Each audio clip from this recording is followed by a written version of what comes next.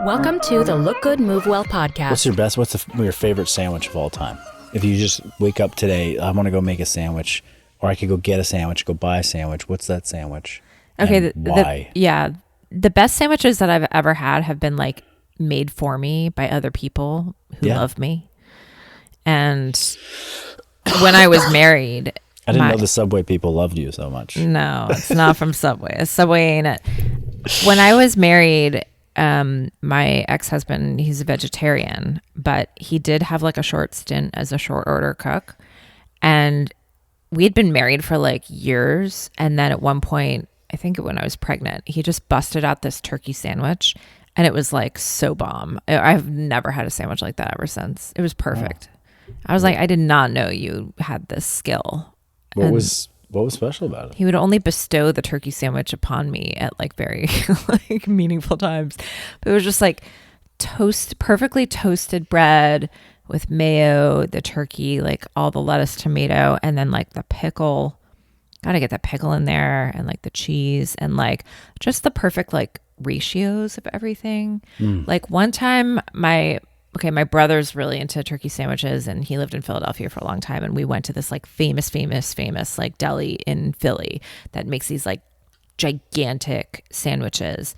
But I was like not into it. Like the quality of the turkey was great, but there was so much of it that it was like I felt like my face was being swallowed by a sandwich. Like it was not, couldn't even take a bite. Yeah. So it's like this sandwich was like the perfect size. I don't know, just right. Awesome. Yeah. Okay. Yeah. What about you? When I was a kid, we would go to this place called the Yellow Submarine on... in the Inner Sunset? Yeah. On Parnassus or Irving or... Yeah, I think it was on... or was it on Judah? I think it was on Judah. Yeah. I lived at Funston and Judah. You know that, right? I think you told me that once. Yeah. Yeah. That was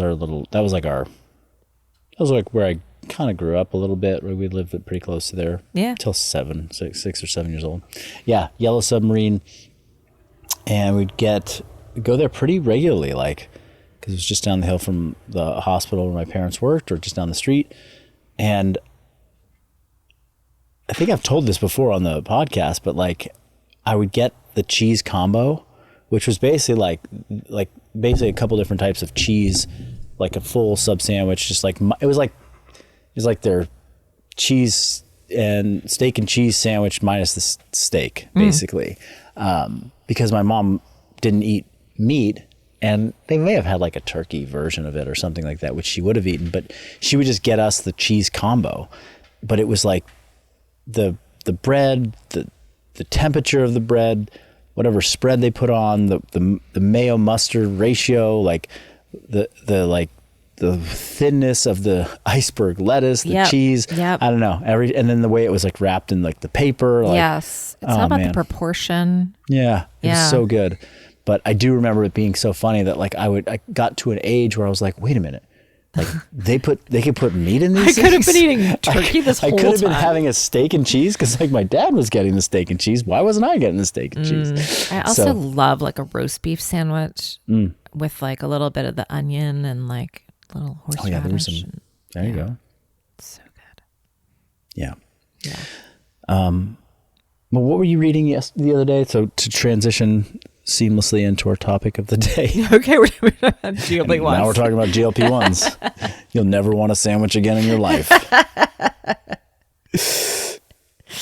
Yeah, well, we were talking about this, about how like, there are more and more services, it seems these days, online in gyms that are merging the advancements of GLP-1s together with the fitness coaching. And it's like, we'll have like a physician monitoring your blood work, and here's your training program, and here's your nutrition, and like kind of, folding the GLP-1 advancements into like the whole like health and wellness thing. And then obviously like we work with clients on GLP-1s here at Functional Bodybuilding. We work with clients off GLP-1s here. And so it's sort of like there's kind of an interesting thing happening where, people still are getting the idea, a lot of people, that you still need to come and train. But then we were talking about like the underlayer of that, where it's like, if I'm on a GLP-1, like, am I cheating, you know? Or like, if I'm not on a GLP-1, am I more virtuous because I'm doing it like the hard way? Yeah. Gosh. Well, and just to be clear, like we work with clients who have sought out, you know, medical supervision and like prescriptions for their GLP-1s. We're not like in the business we don't prescribe it or monitor it. Like, and in monitor it. Yeah. We're not working at this point with like healthcare providers that are, you know, doing that with us. Maybe we will in the future. Maybe we will, yeah. I'm not. That's not me saying like I'm against that. It's just that we don't do that. So yeah. Yeah. And I've had like clients recently who, it's interesting. Like I've had these clients that have joined my roster. Some I think if I maybe count, like I have like maybe 2 or 3 clients that are taking a GLP-1 drug, which is a small percentage of my client load, less than 10%. But some of the clients, a couple of the clients that I've started work with in the last 4 months, they've had some pretty big transformations, fat loss, you know, body composition transformations, and in their social circles, family circles, you know, professional work, you know, environments. I think people are now like, when they see dramatic changes, like dramatic body composition or fat loss or weight loss, you know, in people, it's now commonplace to be like, oh, well, this person's probably on a GLP-1. Yeah. And so they've spoken up to me, like people are asking like, oh, are you on a GLP-1 or are you like starting to take steroids? Like, I don't know. Some people just don't even know, like, what are you taking? You know, like what drugs are you on to have such a dramatic change? And they, not all of them, not both of them, but like there is a part of, I think, them that wants to be like, no, like I've worked really hard for this. Yeah. You know, and which is kind of aligned with what you said. It's like, is it cheating? It's like, I think people look at it as cheating, or people think of it as cheating. And there's like, why is that true? Like, and let's say even if it was cheating, it's like you could make you could have the same like, you know, there's like a mental health analogy or some other health, like, you know, disease or physiological dysfunction that you could say like, well, is somebody who's like helping get their mental health in order by taking, you know, an antidepressant. Are they cheating? Like, you're happy, like, damn you cheated to get happy versus going the hard route of like doing the work. Yeah, no, I went to therapy and I started meditating and I'm doing yoga. Meditating and I like, you know, but you look miserable. No, I don't know. Like who, like, this isn't my position. I'm just like, the argument is like, who cares how you got there? Like, are you healthy and thriving and happy? Like, okay. And did it harm you? Yeah. Was it harmful? Yes. You know, it's like you could say like, okay, like, dude, you're jacked. Like, who cares how I got jacked? I got jacked by taking lots of steroids. It's like, well, but that puts you at, you know, there's an associated risk with that. Mm-hmm. And I'm not here to like debate the risks of long-term health benefits of like, or long-term health, you know, implications of taking a GLP-1, but it's like, hey, this is a drug that's like FDA approved. It's being monitored by physicians, like all the data from the last many years of these things being, you know, under testing doesn't suggest that there's anything to not, you know, prescribe them and take them. It's like, so, okay, this person lost weight. They feel really good about themselves. They feel like they're on top of the world. Like, who's to say that there's something, you know, wrong with how they arrive there? Like, we want less people having, you know, comorbidities and diabetes and heart disease and not being able to like function in life and being, you know, a burden on the healthcare system later on or whatever, right? It's like, is that a problem? So, but yeah, there is this other part where it's like in fitness, in the health and fitness world, like in the gym world, it's like, did you work hard enough to like be that way? Did you earn that? Did you earn that? Uh-huh. Yeah. Yeah. Oh gosh, there are a lot of layers to this. What I think about too is that, like, you know, we're in the fitness bubble where like we like to train and see training as like a good thing, but like a lot of people are not at all interested in going to a gym, and they're on a GLP-1 because they want to get skinny. Yeah. And so it's like, what are we trying to do here? You know, I think that if your goal is like health and longevity, that's a loaded word because it means something different to everyone, but like, you know, you want to stick around a long time. You want to be healthy. You want to be strong. And a GLP-1 can help you achieve that. Like, that is awesome. And I think that if you're in the category of like, you know, I want to be healthy, but like, I want to look hot. I want to like not feel bad about myself in my clothes. And I want to like go to the beach and put on a bikini, whatever. And you know, you're not also thinking about like the long-term implications of that, then I'm not saying there's something like, you know, that you're a horrible person or something. I'm just saying that like there is something left on the table, you know, as part of that discussion. But it's sort of like, that's aside from the question of like, oh, if you're losing weight on a GLP-1, are you know, cheating compared to someone who's just dieting and training? Yeah. Real quick, if you guys want to get built and not burnt, I made a very cool free blueprint just for you. It shows you how to use my 360-10 formula across an entire week, including sample workouts and nutrition. This is the same system that our clients use to lose an average of 5.5 pounds of fat per month. And they're making the most out of just 3 hours in the gym per week. If you have young kids or life is just crazy busy, you've got nagging pain and injuries, and you just can't face going to extremes that used to work before, be sure to check out the free Built Not Burnt blueprint. You can get it at functional-bodybuilding.com/free. Yeah. I mean, well, and let's also be real. Like, there's people that are, they qualify, you know, through insurance and through their, you know, healthcare provider to get these drugs at no cost or very minimal cost. Mm-hmm. And that's because they need to be like overweight and have like one or not possibly two comorbidities. I don't know what the like, you know, insurance, you know, logistics are in that, but you know, it's like not anybody can just go and get these drugs for cheap. Like if you want to take them, they're relatively expensive. I don't know. Last I researched, it's like anywhere between potentially like $200 and $400 per month if you're not buying these things. If like you're not getting these things like supplemented by insurance. Like if you want to go buy them yourself, you can get them, but you're gonna have to pay out of pocket for them.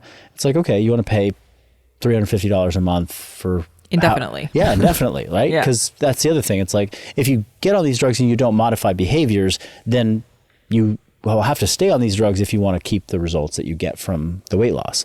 Yeah. So, you know, that becomes a pretty big, you know, it's a $4,000, $5,000. I mean, you know, it's a $3,000 to $4,000 investment every year to just stay on this, and that certainly doesn't work for everybody. And not everyone has access to that. You know, there's a lot of people that are. I've heard some.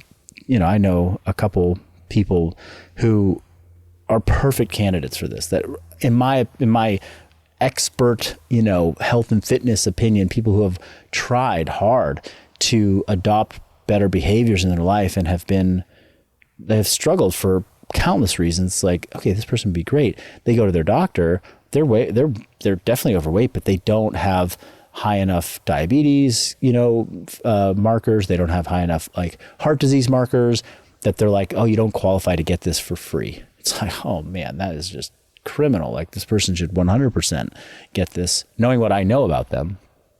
But yeah, I think the big thing to me is like, I just see it as it's a tool.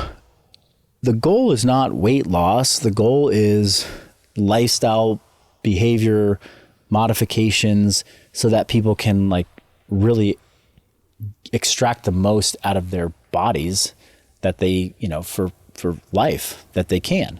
And being lighter helps that, you know, being stronger helps that even more, you know, being able to apply that strength through functional ranges helps that even more. It's like having more muscle, you know, it's like I can add on all these layers to like what really makes somebody, and then nourishing your body with really good food that is like feeds your energy is also, extremely important too. So just taking a drug that suppresses appetite doesn't touch any of the things I just mentioned. It doesn't make you stronger. It doesn't make you more functional. It doesn't make you have more muscle mass. It doesn't make you reach for better, higher quality foods that make you feel better and give you better digestion and get you the type of fiber that you need to like heal your gut and prevent colon cancer. And it doesn't do any of that. It just does one thing. It binds to GLP-1 receptors in the body, which of the ones that are well studied, we know that it suppresses appetite. There are other GLP-1 centers in your brain that we have not fully researched and we don't fully understand, but these receptors are in high density in like reward pathways in the brain, like around addiction, around happiness, like, dopamine pathways. It's like, well, there might be something else happening in the brain that has potential benefit, but also has some potential side effects and isn't great. But we know it's just doing this one thing. So is that part of the journey of reclaiming your body? I would say yes. Not taking a drug or using GLP-1 mimetics. It is people getting more familiar with and comfortable with and understanding of their hunger cues and how that shows up in their life. To walk the path of health and fitness, there is learning how to balance the energy that you're expending with the energy that you're consuming. Mm-hmm. People consume energy calories every day, unless they're fasting, but like people consume energy every day. It's part of life. How much you think you should eat is impacted by so many different variables that are conscious and subconscious or unconscious, right? The unconscious factors and the conscious factors all get blunted by taking these peptides. And so if that has been something that people have been challenged with, so much so that they can't even get started on their fitness journey. They have uncontrollable appetite. They have a lot of emotional eating that they do. They're constantly stressed. Their nervous systems are just, on the fritz all the time. They culturally were brought up in families where food was just a particular way, that this is what they know. It's like, these are all variables that people can get control of in their life without the support of pharmaceuticals. They can learn how to address them and deal with them over time. They can build better behaviors and better relationships with food. It is exceedingly challenging for certain individuals to ever overcome that in their life. There are people that will never overcome that in their lifetime.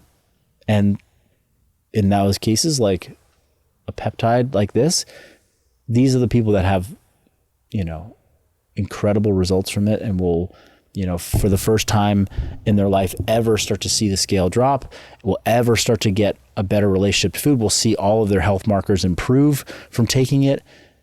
And the hope is that that becomes the catalyst for them to start the other part of the fitness and the health and fitness journey, which is movement, which is getting stronger, which is building muscle, which is learning what types of foods to eat that are better, that can, if they eat these foods in the future, then they might not need this drug long term because they can start to swap the drug for other foods that naturally boost GLP-1 in your body. Mm-hmm. So in that case, my hope and my belief is that, like, if this can be a catalyst for people to do something that is not just like, oh, this is the more, the harder, more virtuous way to do it. No, it's not what I'm saying. It's like, do the thing that you can actually have control of long term that's going to add so much more value to your life. Like, I've seen people lose a bunch of weight on GLP-1s. They're very happy with that, but they're still weak. They're still not very active. They have not started to eat higher quality foods. And I'm like, oh, like, you feel better. Like, you could feel even better. You could feel 5 times, 10 times better than that. Like, and now you feel confident in your skin. You feel confident in your clothes. Like, now you're not embarrassed to walk into a gym. Like, let's get you into the gym now. Let's really kickstart this thing. Not kickstart. Let's take what you've already kickstarted with this medication, and let's take it to the next level. Like, and that to me seems like a really, I'd love to see more of that. Yeah. I think that there's a lot of implicit judgment in the gym as well, because gym culture has been impacted by people taking steroids and thus having a quote unquote like unfair advantage. Like if somebody is on steroids and you're at the same gym as them and you're doing all the same things, but they're on roids and you're not, like they're going to lift more than you. People feel that's unfair, you know? Mm-hmm. And so I wonder like how people feel about like, oh, like you're on a GLP-1. So that's like quote unquote like unfair. Yeah. Well, I mean, even with steroids, like let's get away from like, like the performance enhancement benefits of steroids in competitive sport. Mm-hmm. Like if you're doing competitive sport and the sport says you're not supposed to use steroids, but you use steroids, like you suck, like you're cheating. Like that's just it. Right. Okay. Now, if every single person in the entire sport is cheating and you're the best of all the cheaters, like I still want to respect the person who's better at the game than the other people. Yeah. You know, it's kind of like the Barry Bonds thing. It's like, yeah, he was on steroids. So was everybody else. Like, I'm not saying that's right. Like, I'm glad that they're cleaning it up and people aren't doing that anymore. But like, Barry Bonds should still be in the Hall of Fame. He was great, you know? So sports aside, Olympics, gold medals, all that stuff. Okay. We're just looking at somebody who's on steroids. All right. Like, I know that if there was an athlete at our gym who is training on steroids, we're not competing for anything. So we're not breaking any rules there. Yeah. Like that person has an unfair advantage against me in lifting more weights and having more muscle. Mm-hmm. But like they don't have an unfair advantage against me when it comes to body composition necessarily, like keeping their body fat low. Like if they want to have a good physique, they got to still diet right. Like they still have to do the work there. They still have to get steps in every day. Yeah. They still have to train consistently. They got to eat the chicken and broccoli. They got to do the thing, right? Yeah. It's like bodybuilders don't just get stage level lean because they up their dose of testosterone. Yeah. Like they get stage level lean because they do all the other things that, you know, that has to be done. Yeah. So from that perspective, it's like, yeah, that person got big and strong, but like I've seen plenty of people who are on steroids that don't look good. They look really bad. Mm-hmm. And but they can lift a lot of weight in the gym and they have, you know, a bigger bicep, but like you couldn't really tell because it's not that defined. And so outside of the gym, like those people generally don't have a lot of like, you know, social status because of that. So again, it's like, call that cheating. It's like, well, outside the context of sport, like, is that even like, who are they cheating? Like they're not cheating me. Like it's like you have a bigger bench press than me because you decided to, you know, take steroids. But like nobody on, you know, Friday evening when we're out having dinner is like asking me how much I bench. They're just like, no. They're like, oh, you look really.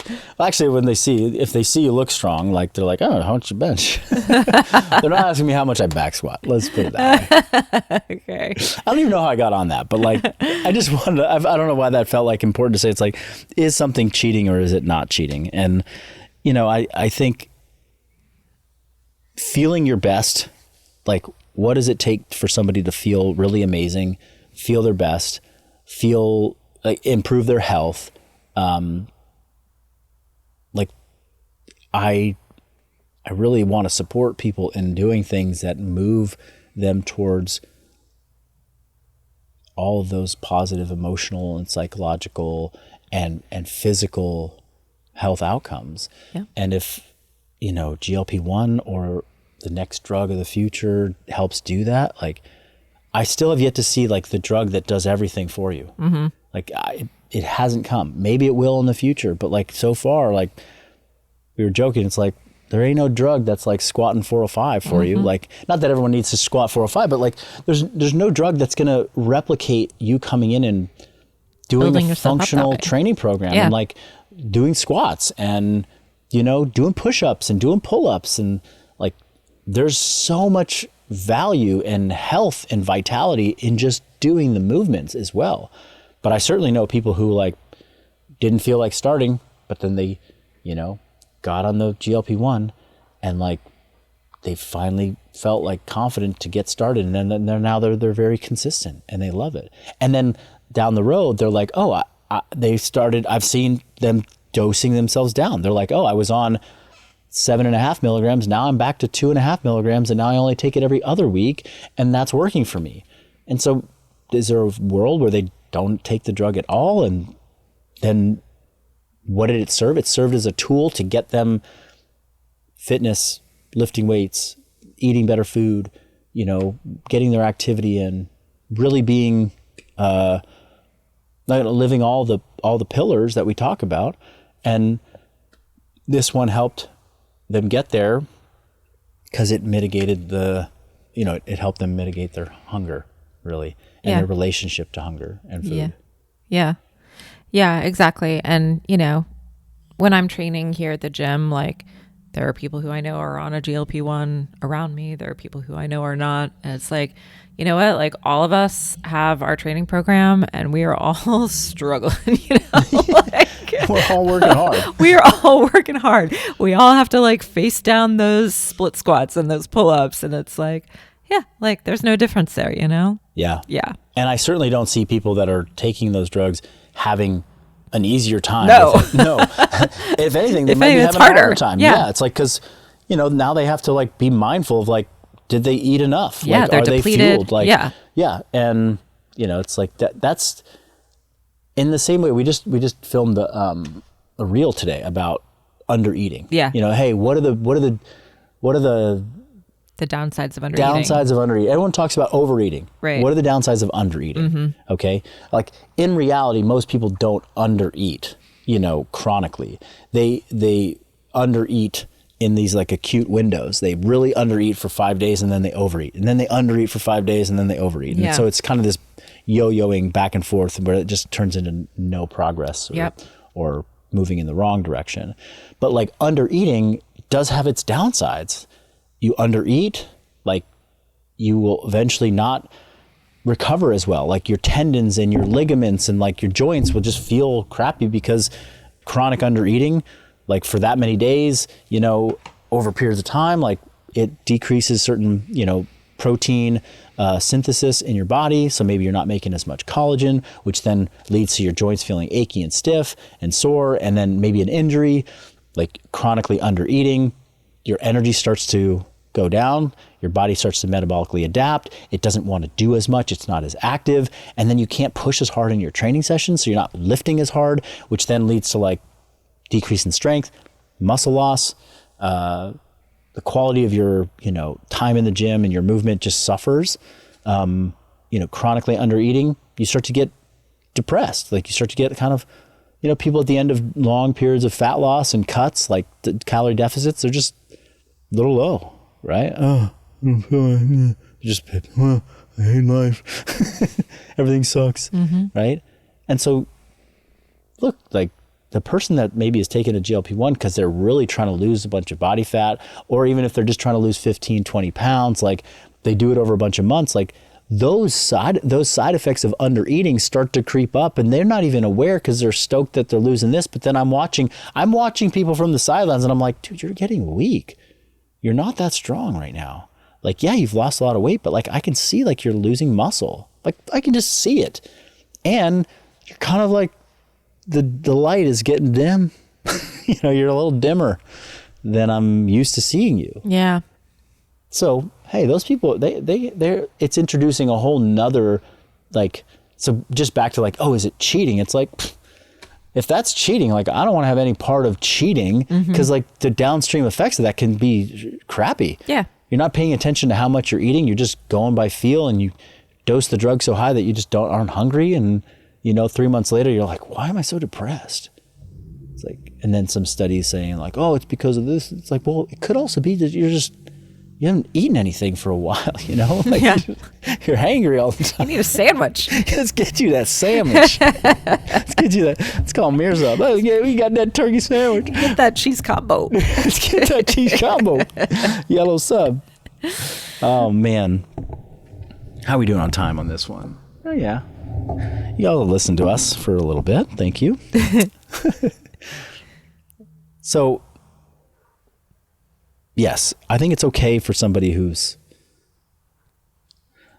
lost the weight and transformed their body, the natural way, to be proud of that. Like, great, be proud of it. Like, it's so amazing. Like, you came in, whether you had a background in fitness or not, whether you had been working hard and just were stuck for some reason, or you just kind of getting started, like either way, to lose 20 pounds, to lose 25 pounds, by just diet, exercise, walking, doing the pillars, and then to start having people notice that about you and feel like, hey, like, what are you doing? Like, are you on a drug? Are you on this? Like, I can understand the part of you that's like, no, like I didn't do anything. I just did the work. Like, I just really worked hard.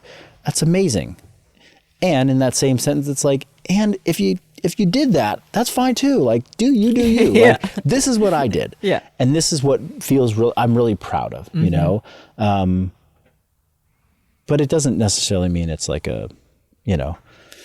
somebody who's doing it another way is cheating. Yeah. I look at people who are doing it, and I will be judgmental and say, hey, I think you're doing that the wrong way, because I think there's parts of this that you're not seeing that are going to bite you in the butt later. You're just losing too much muscle mass. I see that you're not changing your behaviors, and I know what that looks like a year from now. If you keep down that path, is you're going to be thinner, but you're going to be weaker, and you're 45, and it's going to be really hard to get back those 15 to 20 pounds of muscle that you're going to lose in this, or 10 pounds of muscle you're going to lose in this year. And I don't want that for you. Yeah. So that's my judgment. It's more just like, or it's just like my concern for somebody. Yeah. And I should change my language. It's like, there's a right and a wrong way to do it. It's like, there's a way that it can be part of a really, healthy long-term plan. And there's a way that could leave you with some regrets, where, on your 47th birthday, you wake up and you're like, damn, like I'm really weak, and I need to go back to the gym and build muscle. And it's like, well, yeah, the muscle that you built in your 30s that was there, and before you started taking this drug, it's a lot of it's gone now. And it's really hard to rebuild that when you're in your late 40s or your 50s. It's not prime time for getting jacked unless you're Satya. That's right. Hell yeah. Yeah, gonna be the jackedest 50-year-old around when it comes time. So jacked. I'm the jackedest. All right. Well, you're gonna have to compete with Shauna. I know. Me and Shauna are gonna duke it out. Damn. For the title of most jacked female most around. Jackedest. All right. Well, that's it for today, folks. Okay. We'll see you next time. See you next time.